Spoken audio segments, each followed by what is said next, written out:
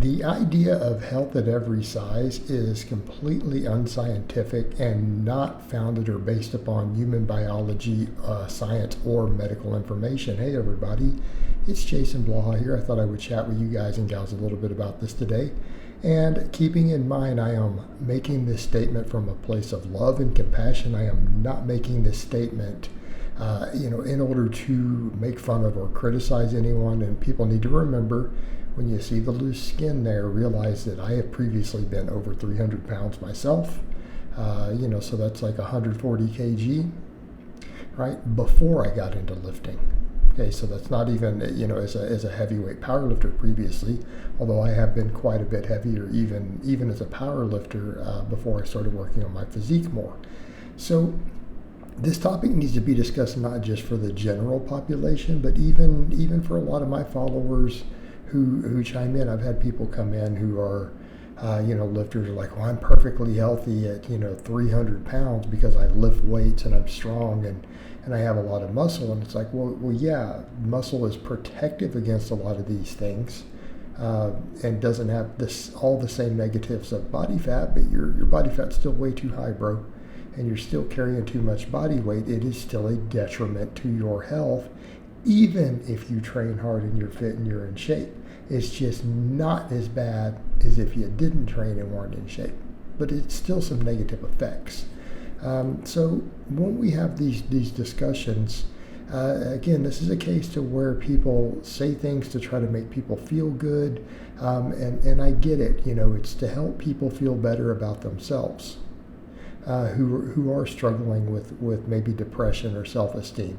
And I understand that the concept itself is coming from a positive place, but it isn't based upon reality. And you can look at studies on this. You can talk to any medical doctor.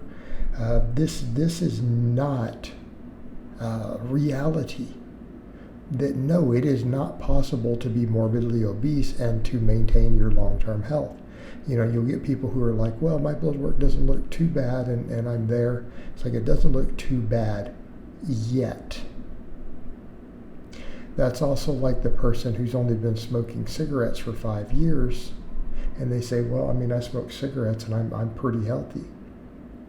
Well, till it catches up with you. And a lot of the effects are immediate. Okay, a lot of the effects are immediate, and we have to keep in mind that body fat itself raises inflammation. So the more body fat that we have, the higher our inflammatory markers and stuff go. So that's definitely one of the things that they're missing when they're looking at the blood work. It's like, you're morbidly obese, go pull your inflammatory markers like your A1C.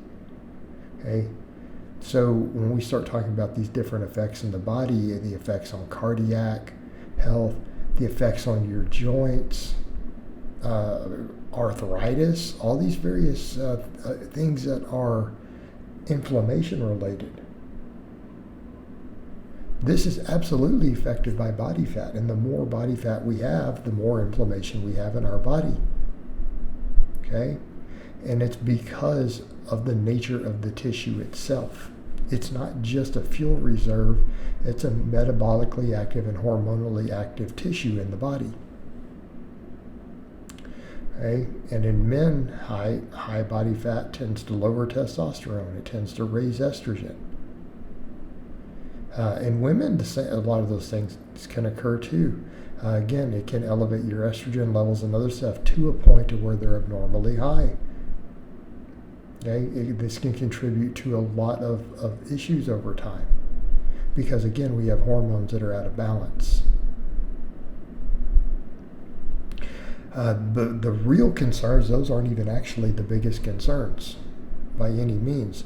It's the effects on things like, again, inflammation, the effect on things like insulin resistance. So realistically, if we didn't have obesity, type 2 diabetes, for example, would be almost non-existent. Okay? It would be almost non-existent. And in fact, the unfortunate thing is, most people who are type 2 diabetic, if they simply lost weight, the majority of them can come off of their meds. And this is something doctors have found repeatedly. But again, they're coming from the place of They already had bad habits. They've never learned to be healthier. They wouldn't have become type 2 diabetes because, again, it's a completely lifestyle-induced disease, 100% lifestyle-induced.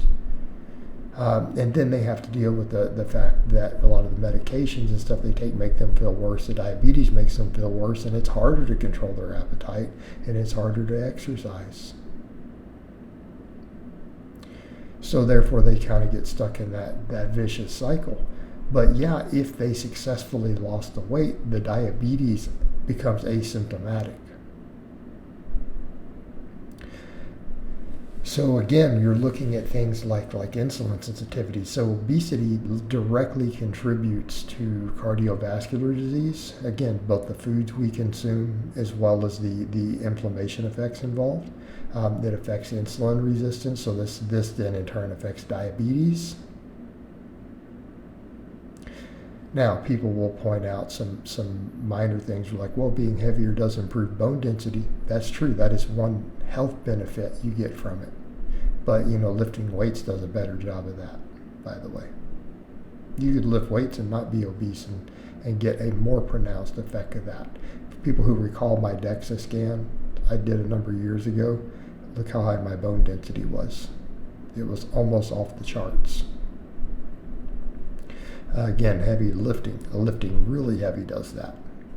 And it does it way better than the gaining weight does. But I do want to note there is that.